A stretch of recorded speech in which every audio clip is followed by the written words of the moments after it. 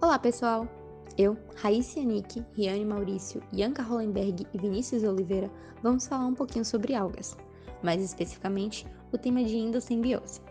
Eu sei que a palavra pode soar estranha, mas antes de nos aprofundarmos, precisamos entender alguns conceitos. Tipo, eu sei que você provavelmente já foi na praia e sentiu algas pelo seu pé, e teve vontade de sair correndo achando que era algum bicho. Mas não sei se você sabe o que elas são do ponto de vista biológico, até porque elas têm uma filogenia muito bagunçada, que é o mesmo que dizer que é muito difícil saber quem é parente de quem, pois estão espalhadas sobre vários grupos. Para facilitar, a gente até define esse termo, algas, como organismos que realizam fotossíntese e ou possuem plastídeos. Porém, elas não formam um grupo de organismos como animais ou plantas. Esse termo de conveniência a que se refere a uma coleção de organismos não relacionados que possuem essa organela. Eu sei também que vocês já andam reclamando nas aulas de biologia que não sabem porque precisam saber o que é uma briófita. Isso porque não contei o que é uma cianobactéria, uma glaucófita, uma rodófita, uma clorófita. Tá, mas para que estudar isso tudo? Já ouviu por aí que o verdadeiro pulmão do mundo são os mares e não as florestas? As algas são quem de fato fornecem maior percentual de oxigênio para o planeta, além de servir de alimento, como você já deve imaginar. Elas também são bioindicadores de poluição no ambiente, e em grandes quantidades podem até ser biorremediadoras. A teoria da endossimbiose plastidial possibilita compreender e conectar os diferentes grupos de organismos algais, já que estes não formam um grupo monofilético na árvore da vida, fornecendo então uma evidência da origem única dos diversos tipos de plastídeos encontrados nas algas através dos eventos de endossimbiose na história evolutiva. Os plastídeos teriam surgido a partir do engolfamento de uma cianobactéria fotossintetizante por um eucarioto aeróbico, seguida da redução do endosimbionte e da transferência do genoma do endosimbionte para o núcleo do hospedeiro. Este é o nosso evento de endossimbiose primária. Como resultado desta endossimbiose, tem-se cloroplastos com duas membranas, ou seja, um plastídeo primário, que está presente no grupo monofilético Arquiplastida, composto pelas algas Glaucófita, Rodófita e Clorófita, grupo na qual também está incluído as plantas terrestres. As glaucófitas, também conhecidas como algas verdes azuladas, são o único grupo de algas que mantém as cianelas com resíduos de mureína proveniente das cianobactérias, sendo consideradas representantes intermediários na evolução dos cloroplastos. Possui plastídio com duas membranas e tem como produto de reserva o amido extraplastidial.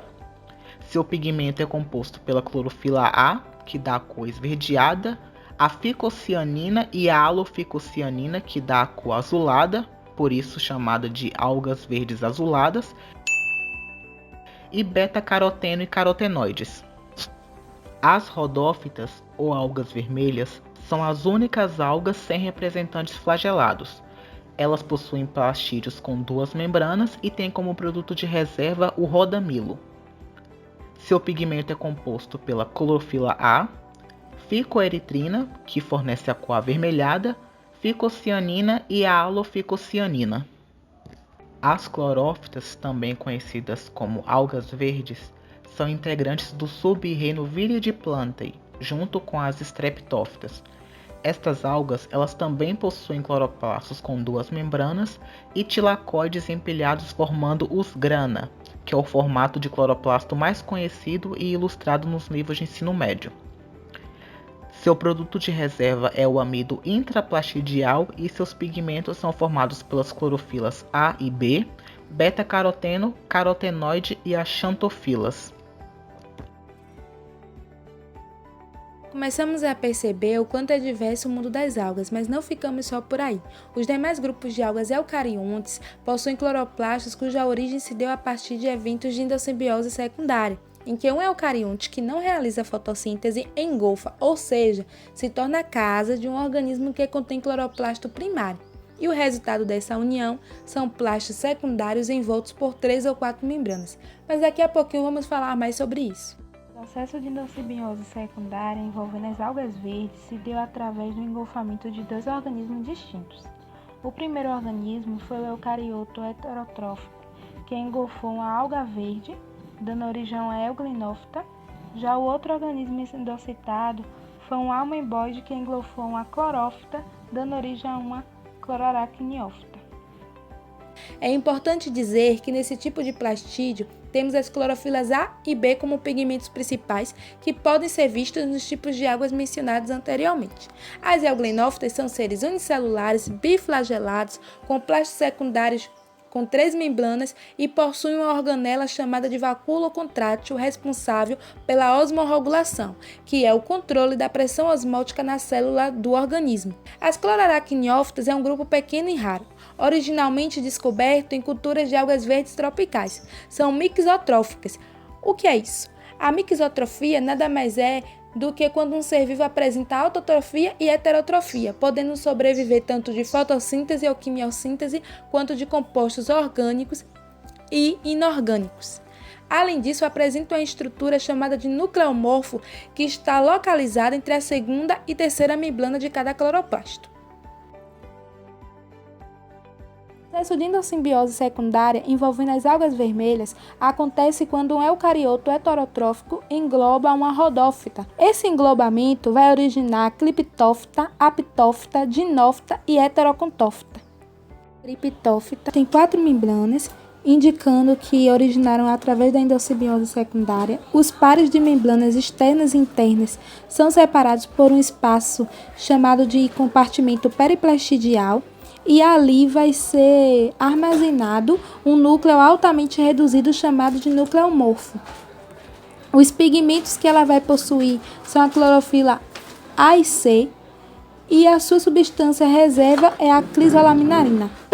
As aptófitas têm a superfície cheia de escamas orgânicas e calcificadas, apresenta a clorofila A e C e os beta-carotenos e as xantofilas, e como substância reserva tem a crisolaminarina. Ginófita contém clorofilas A e C, são envoltas por 3 membranas e é conhecido como o grupo H o mais diverso devido à sua capacidade de perder, repor ou ganhar novos plastídeos. Além disso, a sua substância reserva é constituída de amido. As heterocontófitas têm seus cloroplastos envoltos por 4 membranas, apresentam clorofila A e C, sendo a sua substância reserva a clisolaminarina.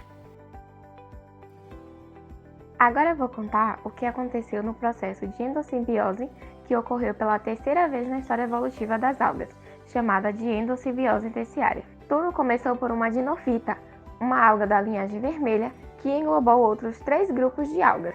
A primeira a ser englobada pela dinofita pertencia ao grupo Cryptophyta.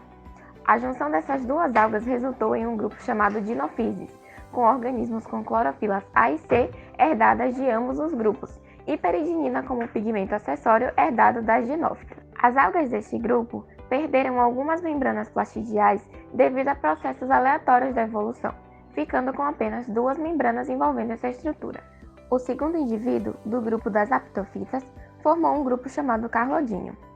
Esses indivíduos permaneceram com os plastos vermelhos, peridinina, e diferente do grupo anterior, podem ter até 4 membranas plastidiais, como as aptofitas pancestrais.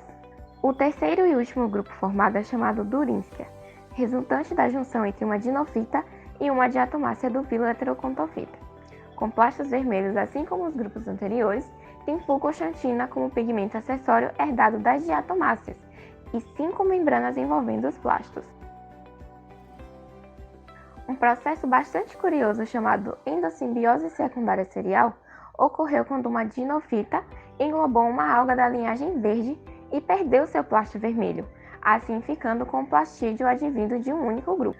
O grupo em questão se chama Lepidodínio e apresenta as clorofilas responsáveis pela coloração esverdeada das clorofitas, as clorofilas A e B, além de possuir caroteno como pigmento acessório, diferente de todos os grupos terciários. Elas possuem 2 membranas sem nenhum vestígio de pigmentos de origem vermelha, mas sabe-se que elas têm as dinofitas como ancestral, pois análises moleculares no DNA da Lepidodínio confirmaram a presença de peridinina na alga que englobou a clorofita.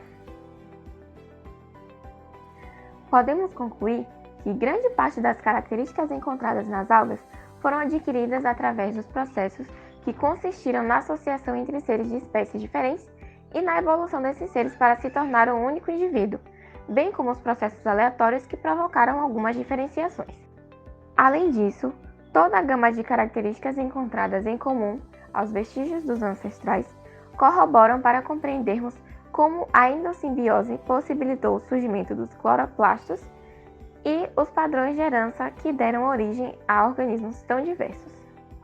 Nosso vídeo chegou ao fim. Essas foram as referências bibliográficas utilizadas para a construção do nosso trabalho. Obrigada pela atenção.